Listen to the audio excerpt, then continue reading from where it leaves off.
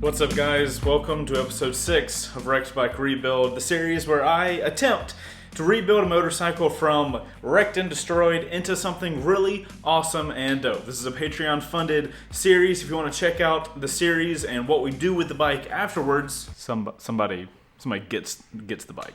Make sure to check out the link in the description because it's a really good time. We have an awesome situation over there. On to the worst news. Guys, if you haven't seen episode 5 of Wrecked Bike Rebuild, go check it out. Actually, don't even check it out. I've got to be 100% honest. I failed you. Now, guys, in a sense of did I get the episode out and everything, yes, an episode came out. Yes, I worked on the bike. But I failed you guys in a way that I did not get the amount of work done that I needed to get done on episode 5. I realized that I'm in a situation where I am far over my head and I don't know what way to do stuff correctly. So after editing through episode 5, I was like, we can't do this. This series will never get finished if we keep up with this rate. So I had to call him. There was no other way for us to get through this series without him. And I think he's here.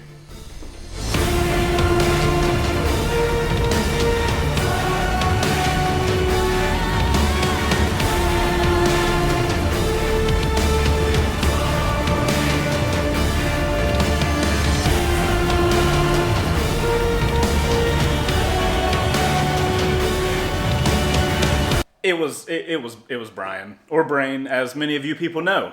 Brian, welcome to Wrecked Bike Rebuild in the garage. Good to be here.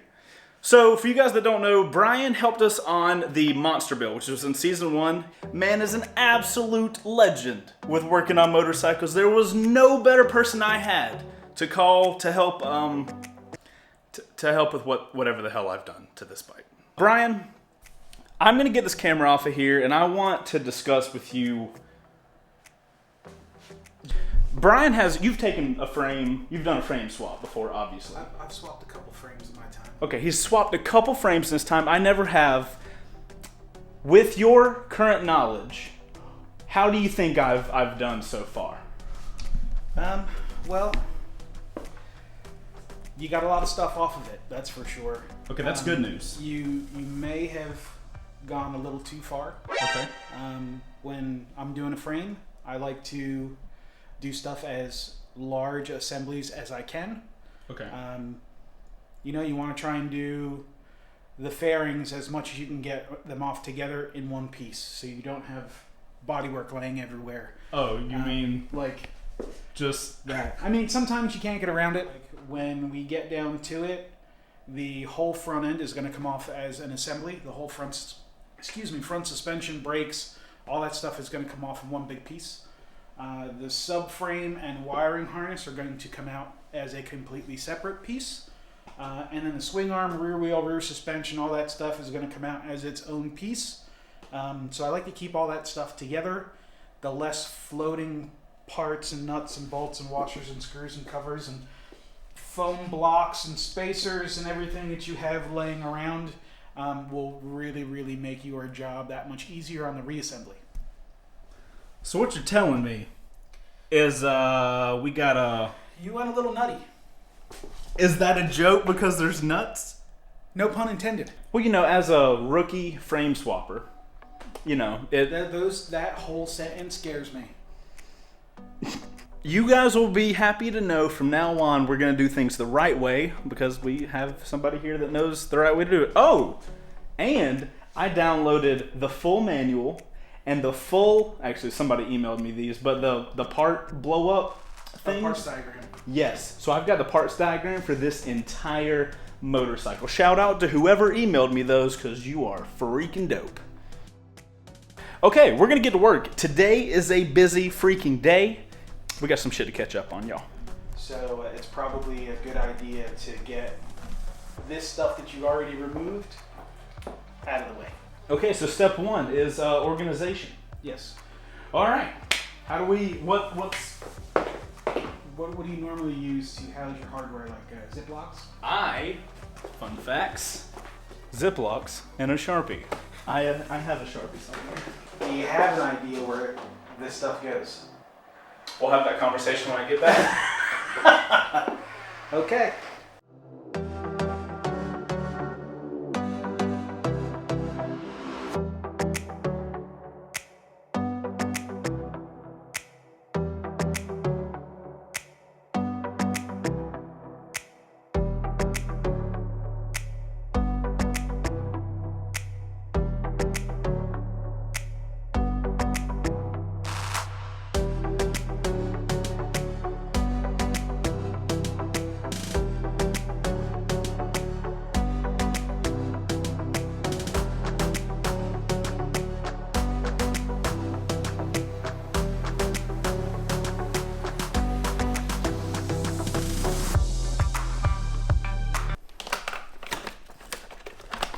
And now it's back on.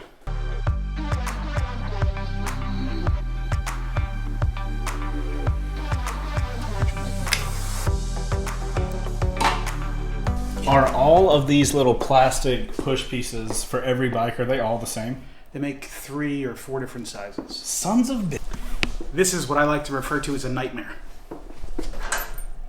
That's a nightmare, folks. Yeah, because who knows what goes where. Brian, you are a true professional at your craft. Thank you. I mean, so far your craft has been cleaning, but like, I'm sure you're just as good at working on A things. lot of my craft is cleaning. You can't work dirty. Step 1, start it clean with a clean workspace. Okay. Note to self. Step 1 finished. Yep. Step 2, drain the fluids. Okay. So we need 2 drain pans. One for the Dun oil, dun dun. one for the oil, one for the coolant. Hmm. You have 2. And after we drain it, you have some place to. Or is it just sitting in your drain pan? There's one drain pan. Is it empty? Yeah. As far as what we do to it, Yep. I was happy to see the oil filter is as easy to get to on this bike. Now do you have anything to take the filter off? You know what? If there's something I've got, it's a lot of tools. Probably not by your standard, but That'll do it. damn right it will.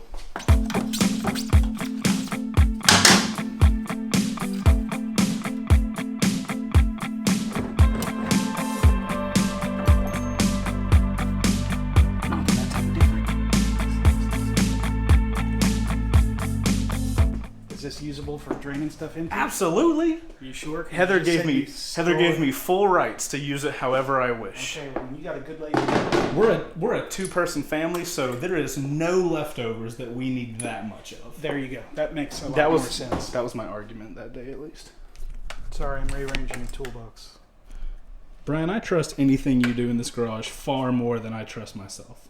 Well, your ratcheting wrenches are not as strong as your non-ratcheting ones. You can actually break your ratcheting wrenches loosening stuff that are fully tightened. So sometimes you need a regular wrench to crack stuff loose, and then you use your ratcheting wrench to take it off the rest of the way.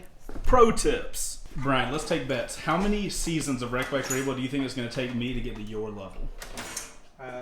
We're on season 2, episode 5 right now. I don't know, probably Are we talking double digits? 15. 15. Yeah, 15 bikes rebuilt. All right, let's do the math. 15 bikes rebuilt, about 2 a year. So in 7 years of doing Wreck Bike Rebuild constantly. You'd be fairly close to professional level at that point. All right, everybody, I want you guys to stick around for 15 seasons of Wreck Bike Rebuild, and I want us to see if, in season 15, I want to call Brian and be like, hey, man, you want to just come over while I do everything, just to hang out? That's what I want. So if that's the case, then I should be holding the camera right now.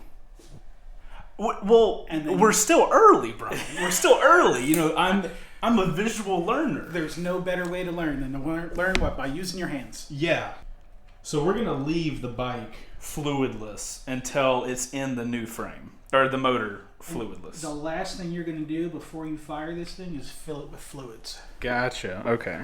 So literally, the last thing you do, you put the battery in, you hook up the terminals, you turn the key, you make sure everything powers up, you turn the key off, you fill it with fluids. Oh, so you even check the electrics before... Everything gets inspected before fluids go in and the bike gets fired. Last thing you do are fluids. So it would be oil, coolant, then gasoline, Then turn the key, then press the magic button and cross your fingers. Yeah, the crossing the fingers part, definitely important.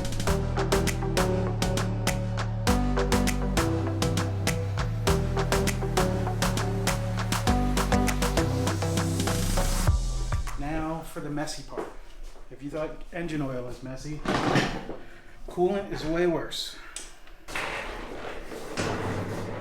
Cleanest way to drain your coolant is to just take the drain plug out, which is going to be normally on your water pump assembly, and it's going to be the one with the little tiny washer behind it, which is also again a sealing crushable washer, just like your drain plug for your oil.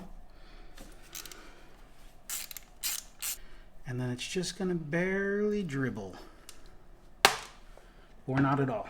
At this point, you want to just release the pressure from the radiator cap and hope it doesn't shoot across the room. So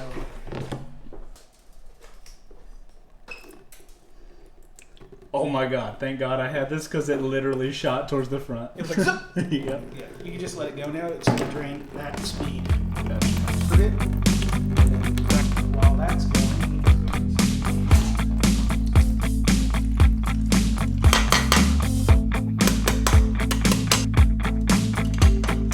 As you guys can see, the rear axle has the nut is a little ground down because of the wreck that the bike obviously went through. Oh man, if you look at it from the side, oh, you guys need to see it from the side. It's like angled in and stuff.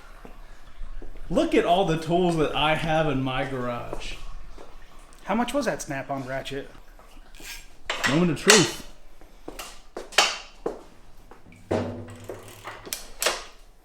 Perfect. Wait, this is yours. Yes. Man, I thought that was mine.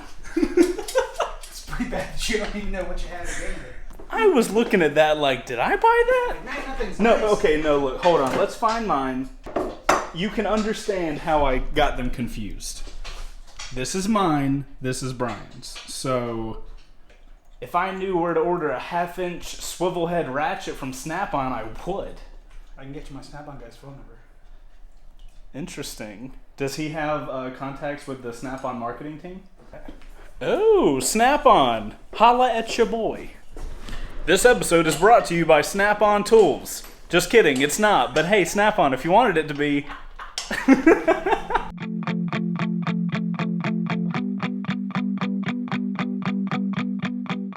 So you got a mallet and a punch, and you're doing what? There is a lock washer in here.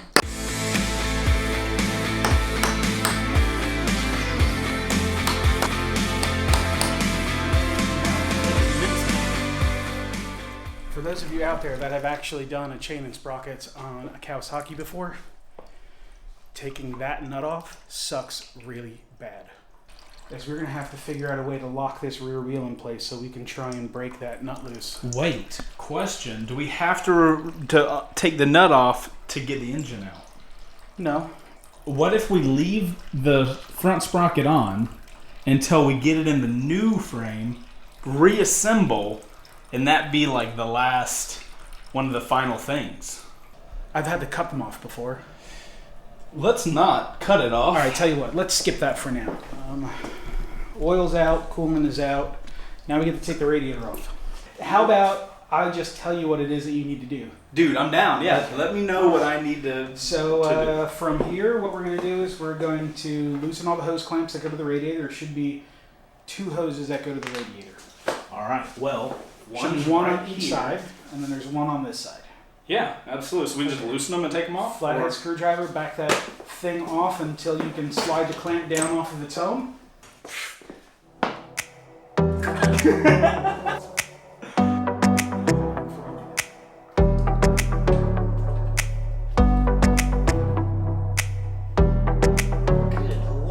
This hose does not want to come off at all.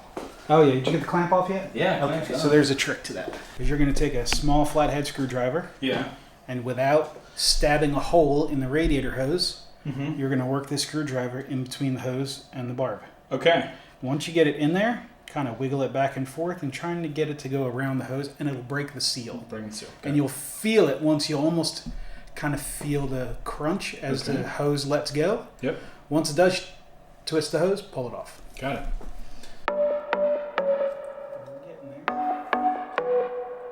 Oh, there's coolant, so there's that. There it is. Oh! So pull it now out. that crack loose, you broke the seal. Now the hose will just slide off. I'm going to take that bucket and kind of...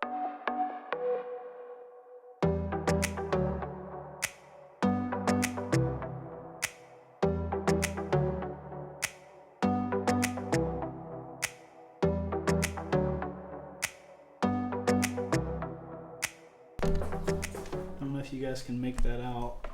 There's a bolt right here. Yeah, it's really hard for you to see. Gonna have to trust me on that one. Okay, it's just a pin on that side, so we don't have to take that. There's no hardware to take out there. Okay. Once you get those 2 bolts out, you pull the bottom of the radiator forward towards the rear wheel. Okay. And then slide it off of the pin. Gotcha. And then down off of the bike. All right, let's get the radiator off. Okay, this bolt back into the water pump. Just so we don't have random coolant just Dribbling off of stuff. You know, we're working in this nice, pretty shop. Yeah, we want to keep. Well, no, we want it to be grungy and gross. You say that now until you walk out here and it smells like festering coolant. Yeah, no, definitely don't want to.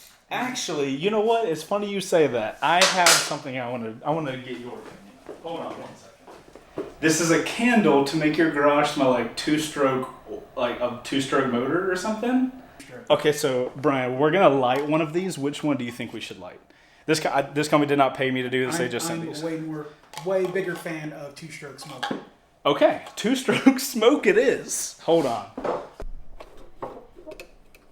Now, is it a legit candle on the inside?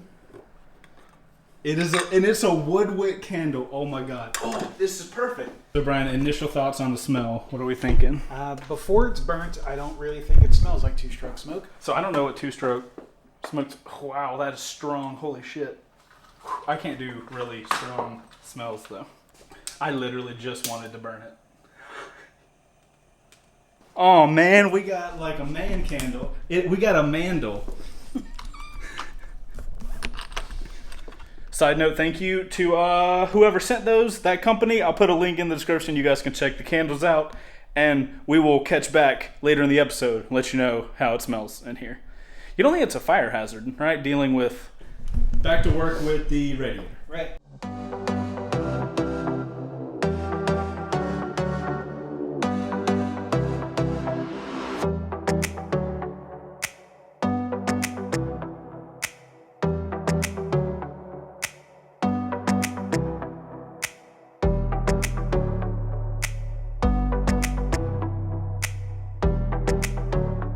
Back with new batteries. Okay. So we're taking these. What's the name for these guys? It's the header pipe. Header pipe. Oh shit! These are like just hanging. That's the last bolt. It's just gonna come right off now. And these just sit like on top. Yep, they're not going anywhere. Oh wow! Like that's the whole thing. Yeah. Holy cow! Put it down on the lift and work it out. So we're still connected over here to something. All right, we're gonna have to take it off here. So that should be the 17mm wrench. I just undid it with my hand. Get out of here. That's That bad. means somebody had that out already. Because when they come from the factory, they're torqued in there. This looks like a Viking horn.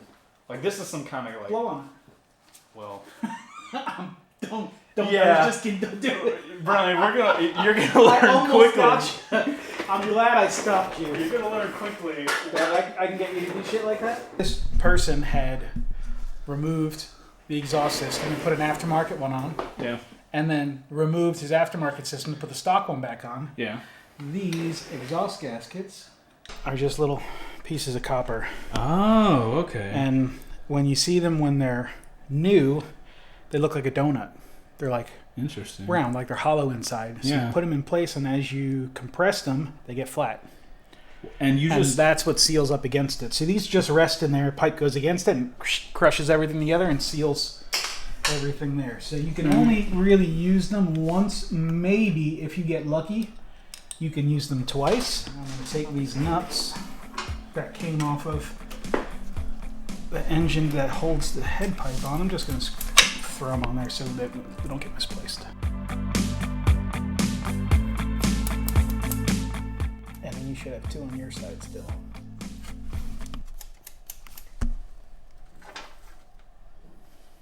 All right, so we got all the exhaust nut things on there. Sweet. Okay. Now, do we need to like tape this up or something? Well, you're not going to leave the engine outside in the weather, are you? Didn't plan on it. Okay, so being that it's going to stay inside, Yeah. when the engine is out, wherever it's going to live, just cover the whole thing with like a blanket. Oh, fair enough. As long as nothing big falls in the motor, you're fine. What I mean by big, I mean something as big as a washer would do some pretty Major. serious damage. Okay. So now we work from the top down until we get to the engine. Interesting. So, did we just remove the radiator and the headers just so we can have space?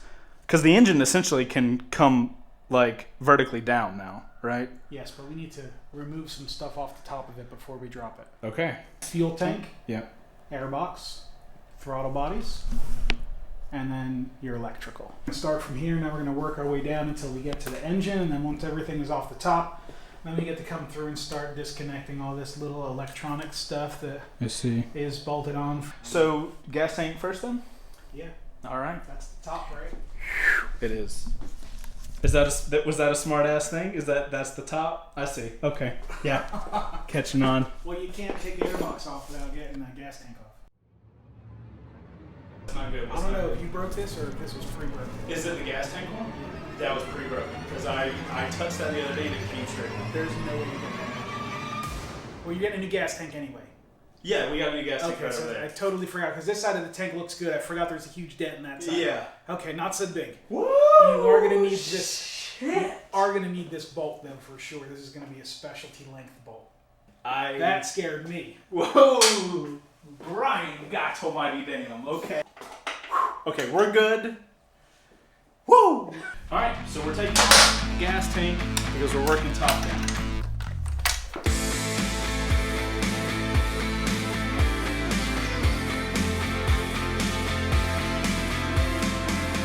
Okay. We're looking like we're taking apart a motorcycle now, as opposed to what I looked like the other day. And So, right down here, this is your fuel rail. okay, This black and silver here. yeah, Behind it are the throttle bodies. okay. Okay, down there. And then see those clamps? There's one here. Oh, okay, I see them. And then there's I don't one know if here. you guys will be able to see them on the video. And then there's one there. One for each throttle body is individually clamped onto the bottom of the airbox. So this little thing right here is the clamp. Yeah, so that's the hardware that tightens the clamp. Okay. Also note to self, so this flashlight has a magnet Okay. on it, and I just so happen to have my hand like this over here, so Yeah. make sure you really don't want to put magnets on top of your IMU, Okay. because if you just take this and onto that sensor, Yeah. you're probably going to have to buy a new one. Oh. And I guarantee you that shit's expensive. No, that piece is definitely going to be Yeah, expensive. this is like Snap-on tool expensive.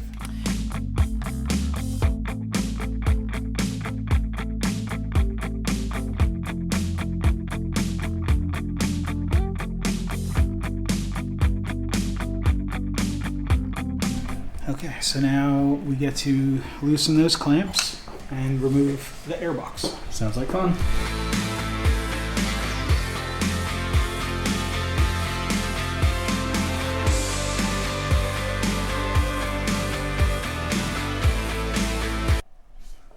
Can you guys see this? That is the cutest little thing I've ever seen in my life. You can have it back now. Look at it.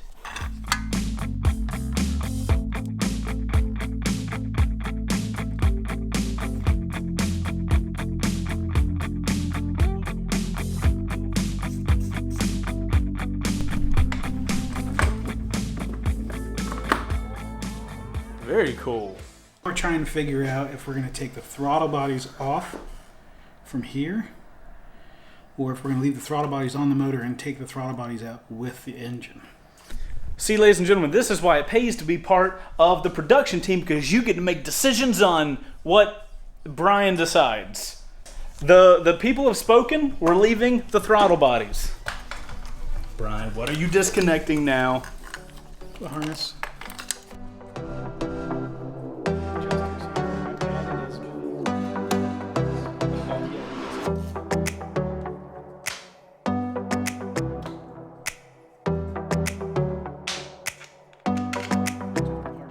Remove this particularly wide because if we That's a good stopping point, though. yes. Was that a pop? Oh. Okay, so now we need to find the wiring that is connected to the engine itself.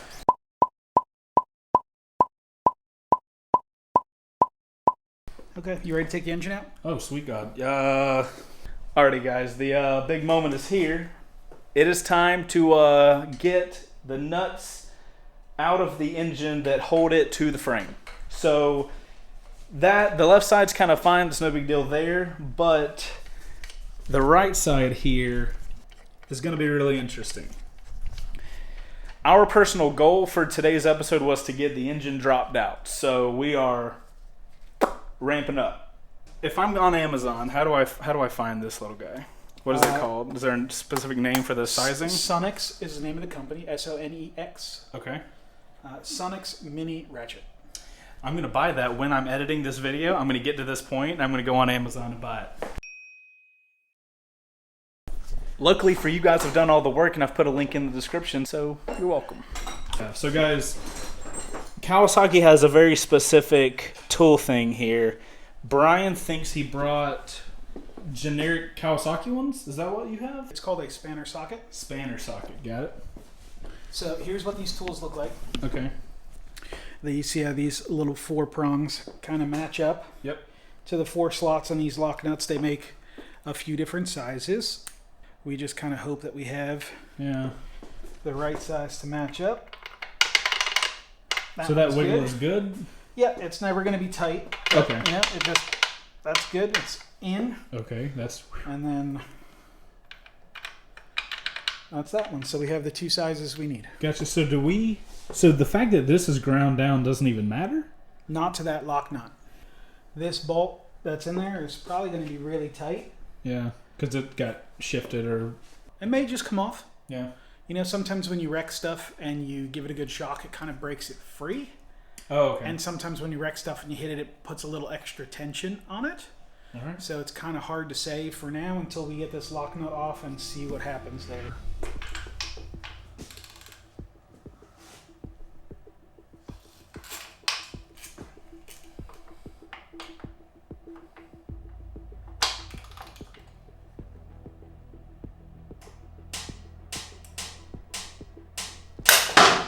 Woo.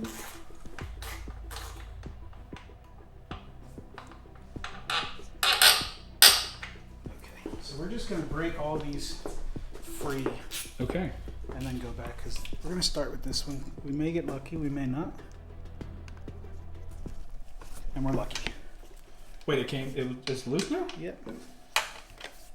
Wow. That was such a big moment that we were worried about it, and it was nothing. Like I said, sometimes when you impact stuff, it kind of breaks it free. Jeez. Once we take the bolts out, it'll be ready to come out. Oh, snap. Boop. That nut that's on there, Yeah. just go ahead and turn that nut off. All right. So nothing's holding the front one? Nope, front ones are out. Yeah, so now we need to knock those bolts out. Gotcha. Let me guess. Now you can mallet. Say it, Brian. Say it. When in doubt, mallet out. My man. There we go. My man. We could actually use a mallet this time.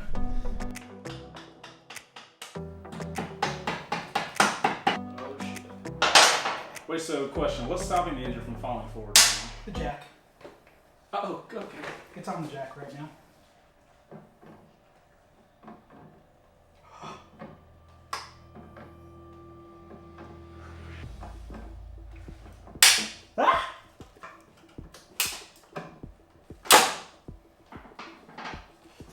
Grab the flat jack with one hand and the engine with the other. Okay. I'm trying to slide the flat jack to the front of the machine underneath the engine. So kind of just, yeah. Do again? Yep. Okay. Well, Engine's out. Okay. So we can let it go and it's still okay? Well, I'm not holding it, so. So we have two choices. Okay. We can either now slide the flat jack back out from underneath the motor and put it on the lift, or raise the back of the bike in the air to get that engine rusted right out. Man, I just love doing sketchy shit, don't you? Yeah, We're gonna do some sketchy shit right now. It's wrecked bike rebuild. Yay. Alright, you ready? Does this come off? Yes. Okay. Alright, you man the engine. Okay. And I'm gonna handle the rest of it. Oh my good lord. Okay. You weren't expecting that, were you? No, more liquid. More liquid happening. I'm gonna put another board. Alright. You ready? Probably not, but it's okay. If you guys don't understand, can't see what Brian is literally putting pieces of wood underneath the rear tire.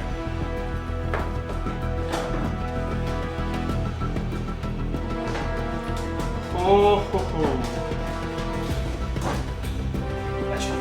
yeah, sure That's does. like that engine's stuck on your side. Yep, sure does. What's it hooked on? Together, we're gonna slide the flat jack back. One hand on the engine, one hand on the flat jack. All right.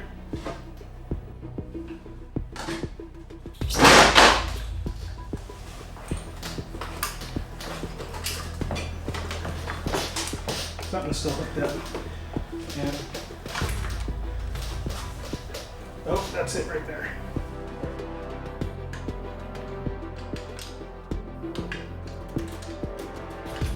Alright, it's off. Okay. Woo! That was intense as shit. Alright, ready? Flat jack out.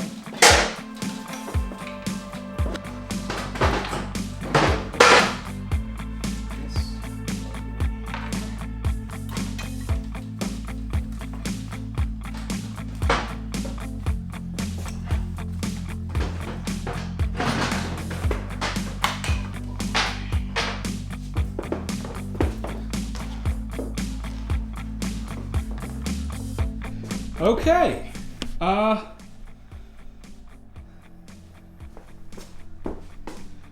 Well, that's holy shit. Feeling good now, Chase? Nice job, sir. All right. Killed it. Alright, good. I'm glad you're feeling good about it. Oh my lord. Freaking engine. Yes. Well, it wouldn't have felt like wrecked bike rebuild if it just. If we didn't have some issue. Because, you know, to be fair, everything was going real smooth. Yeah. So, nothing like a good old bit of anxiety to really make an episode feel good. All right, Brian, so now we have the engine dropped out. What are your thoughts? How you feeling Good. as the resident professional? Good. Looking at this, so next step would be wiring harness. Subframe is going to come off. Yeah. Harness is going to go with it. Then technically we could take the subframe and the harness and bolt it right onto the new frame. Onto the new frame, So take it okay. off one and onto the next one so you know where everything is supposed to go. Right. The only thing that's going to stop us from doing that is how the ABS system gets routed. All right, guys, on getting the freaking engine out of the motorcycle, we are going to call that the end of episode 6. Hopefully you guys enjoyed this episode with Brian here. We are getting way more progress than we would if I was here. Brian, thank you so much for your time. You're welcome. We, me and the Wreck Bike Rebuild crew massively appreciate your assistance because, let's be real, there's no way. I mean, There's no way. yeah. Yeah, you don't even have to sugarcoat it, Brian. There's no way. Anyway, guys, if you enjoyed this video, make sure to hit that like button, especially if you're appreciative that Brian came around to help us out. In the next episode of Wreck Bike Rebuild, do you think we'll be touching the new frame in the next episode? We very well could. We could have a rolling chassis by the end of the next episode. Check out next episode for potentially brand new rolling chassis, which I assume is the frame with the wheels and stuff on it. This is all for Wreck Bike Rebuild. I'll see you guys on the next episode. Make sure to hit the like button, subscribe if you haven't already. Check out the Patreon page if you want to get in on the build and see how it's supported. And we'll see you on the next episode. Chase and Brian out. I got you, outro crew. Any of you guys out there that have ever been, in a nice cloud of fantastic two-stroke smoke and love the smell, this isn't it, guys. I don't smell two-stroke at all with this thing. It smells like a manly candle. It doesn't smell like a little frou-frou candle. It's not girly or frou-frou or anything like that, but it's definitely, I don't get two-stroke out of it. Okay, so I am curious now about this leather candle to see if it actually smells like while Brian messes with the leather candle, oil and leather. I'm going to go clean this to get a thumbnail. This one actually smells, before you burn it, it actually smells like a mixture of oil and leather. Really? Oil and leather? Yeah. You get it smells like engine oil, but you get a hint of leather behind it. Now that one works. That one's legit. That one might be the winner. Oil and leather. See you in the next episode.